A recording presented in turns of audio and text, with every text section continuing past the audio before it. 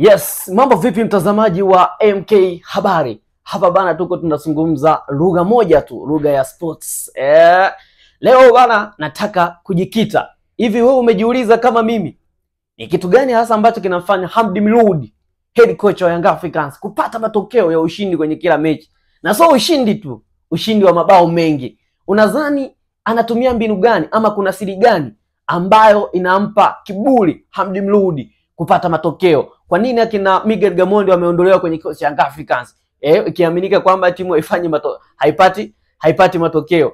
Kwa nini ameondoka Sedlomovic? Na kwa nini amekuja Hamdi Mludi, kocha ambaye mpaka hivi sasa ana muda mfupi tu ndani ya kikosi cha Young Africans, lakini angalia namna ambavyo anapata matokeo. Kwanza kabisa taanza kuambia siri ya kwanza ya Hamdi Mludi kupata matokeo ni kutumia natural wings. Amekuja na mbinu mpya. Kama unakumbuka, Miguel Gamondi alikuwa ni mtu ambaye anaenda na namba 10 watatu, inside namba 10 watatu.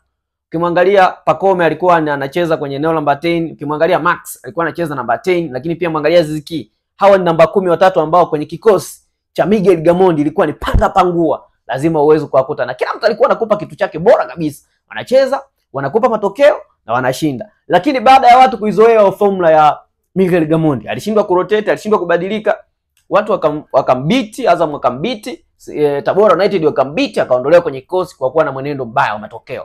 Kaja Sedlomovic, kaendelea falsafa hiyo kwenda na hao watatu, lakini naye pia akaona kama ligi ya Tanzania sio ligi yenye testi kubwa, akaondoka.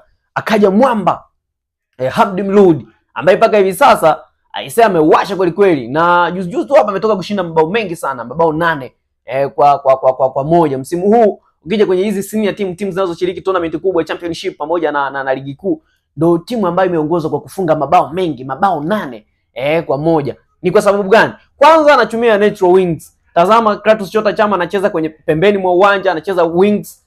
Jana juzi katupia kamba 2. Mtazame Azikia akitokea pembeni ambavyo anakuwa na hatari mkubwa. Mtazame Pacome Zouzoua akitokea pembeni anaingia ndani. Yaani ule mbadilishano wa wachezaji wa Yanga unafanya nini? Unampa matokeo. Na kitu ambacho tayari kocha alishakizungumza ni kwamba yeye anikushambulia mwanzo mwisho. Yaani yeye ni kushambulia mwanzo mwisho. Yupo radhi ashinde 7 kwa 5 ama 6 kwa 4. Yaani timu ifunge mabao mengi hata kama ikuruhusu. Yeye kwake ndio sio shida. Ila falsafa yake ni kwamba timu iweze kushinda mabao mengi. Hiki ndio kitu pekee ambacho kinampa kiburi zaidi kocha Hamdi Mludi. Anapenda sana kutumia natural wings. Mawings wa pembeni. Maxim pia Zingera akicheza pembeni anakuwa hatari sana.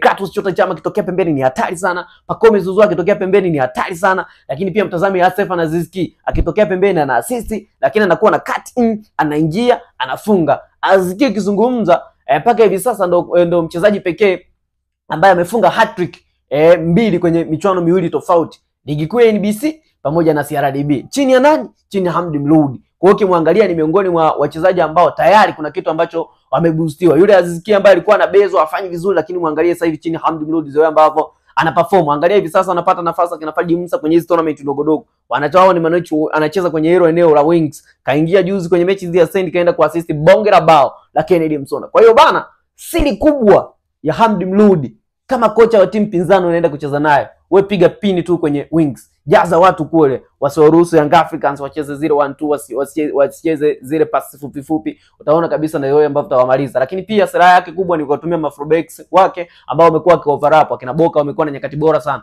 Watazama kina Israel Patrick Mwendo mpaka hivi sasa tunavyozungumza na mabao 2 ndani ya ligi kuu ya NBC Tanzania bara. Juzi tu hapo anatoka kufunga Nixon Kibabage bonge moja la bao. Kwa sababu gani?